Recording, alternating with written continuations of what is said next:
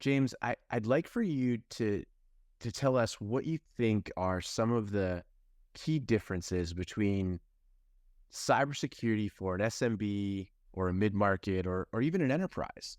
Let's leave government out because they're crazy. But Yeah, sure. So in my experience, most of your larger organizations are already prepared and want to be secure. And there are certainly some small to medium businesses who have that same mindset, right? I've worked with venture capitalist firms like, yeah, security is top of mind for us, and they're willing to spend the money to do it. A lot of your small and medium businesses, that's not top of mind. It's surviving to the next day. It's making enough profit to survive next year. It's finding the right staff.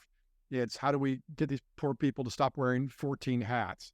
So to come in and say, now you need to spend a whole bunch of money on security, typically doesn't work for them. And they're often resistant to it. Even something as simple as multi-factor authentication, we run into a lot of resistance to it. Like that's going to inconvenience us. It makes our job harder. We got enough to do as it is.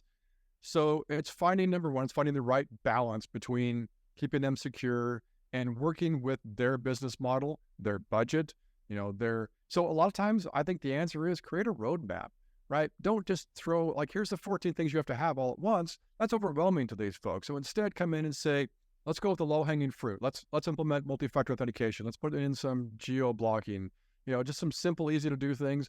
Then let's create a roadmap to get you a far more secure place than you are right now. So then they can predict it as far as budget goes and that kind of a thing. So that's really the difference to me is how we position cyber to these organizations.